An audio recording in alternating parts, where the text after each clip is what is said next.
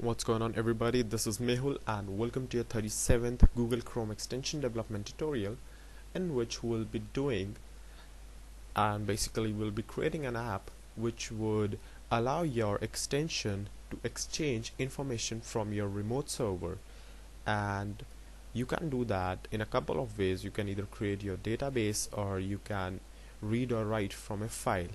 Now, before starting this mini web series of how to set up your own database and retrieve data from SQL and JavaScript and all that stuff, I highly recommend that if you are following my tutorial and after completion of this 4 or 5 tutorials, how many these tutorials would be required, I don't know exactly, but after you have developed your app, if you're going to deploy it for commercial purpose or you are launching your website, then I would highly recommend you to get your application tested by a certified pen tester and ethical white hat hackers, because usually the websites which allow the direct interaction of user from the server end and like updating your SQL database or reading writing files directly can probably make your site vulnerable to a lot of attacks. So I highly discourage if you can find an alternative without doing this, but for people who really want to make their extension interact with their server side, like this extension is a good one for the person who's looking for like getting some information from the user and then storing it on his own database. That is fine, because this is a bit risky, because the files we will be using in this extension can be used by attacker to send arbitrary data to your server by modifying whatever is sent. So keeping that in mind, let's start with the series. So for this series we'll need a couple of things to set up. First, I'll be doing with the database integration in this one because it is kind of popular and it makes sense to work with. So for that I'm gonna use localhost for this extension, but obviously you would be using your own server online, but that should be pretty much same as long as you are on Linux hosting, because phpMyAdmin I guess is labeled on Linux hosting only. Okay, so first of all, launch XAMPP. Now this little panel will allow you to have MySQL, which would be our database, and Apache, which would be used as a PHP server to run on your computer. Now go to localhost and okay, so here it is, phpMyAdmin.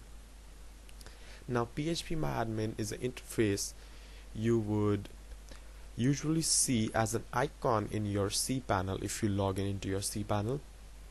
If you go down in your cPanel, you'll see that it is something like manage your MySQL tables or open phpMyAdmin, something like that, but the interface is quite same because I've worked with HostGator and GoDaddy and they both support that, so I know that. So first of all, you need to create a new database. So click here to create a new database. Now this database would be the database which we'll be using in our Chrome extension to interact with. So let me think which application we should create for this Chrome extension, and I guess what we can do is we can create a simple ebook extension. Just suppose that you have a website and you have launched your new ebook, but you need to collect some email addresses. You want to do some email marketing and you want to collect email addresses, plus you want users to install your own extension so that you can monetize that extension as well, and moreover collect the ebook as well, collect the email IDs of the user as well. So what we can do is that we'll create this database as email IDs and leave it as it is.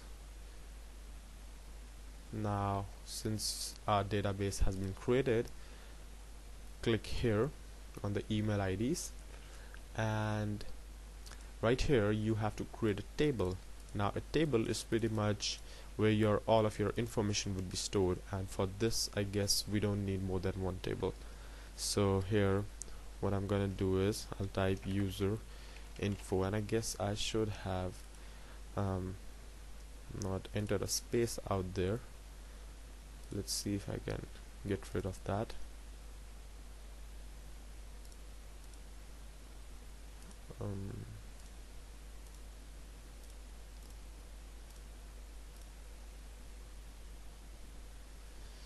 Okay, let's just do this once more again, because space might create problems while we are doing the database programming. So let's just start again. Email IDs, or let's just name this IDs, and here I'm gonna create a table information. Okay, so now we have 4 rows, but I don't think we need 4. We just need 2, I guess. So I'm gonna keep both of these as name and type is text, and this one is email, and that's it. And I guess we could create an auto increment field as well, which would be the ID, and this AI would automatically increment this, so that you know, if you want to delete any email address or you want to do something else, then you can do that. Now I have chosen this kind of theme, like of collecting email ID, because it cannot be exploited.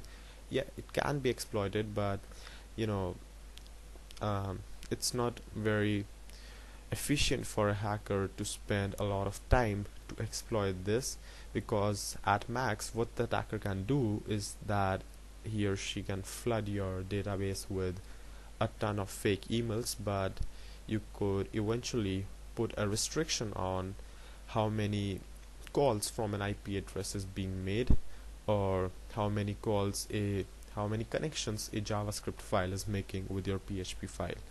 Now let's leave that for another tutorial. Let's keep the first things first. So we have integer type of ID, and this is AI, that is automatic increment, and I guess I forgot that I had a zoom feature in this one. Okay, so that might look better now. So now let's just click save. I'm sorry if you guys are getting a headache, might just get rid of that. So now we have created our table, and since it says MySQL return empty, set result i.e. 0 rows. Now what we'll be doing is basically we would be creating a PHP script as well. So PHP would act as a bridge between your front end and back end database. So we'll be with Chrome extension calling or sending some data to this PHP script, and I'll be thinking about that how we can you know, let the PHP script recognize that this is a valid or a legit request and not a fake request from attacker, so we can at some extent limit that your application may not be exploited. So that's it for this tutorial, and in the next tutorial we'll be starting off with the application. So if you like this one, then don't forget to subscribe, and thank you for watching. I'll see you then.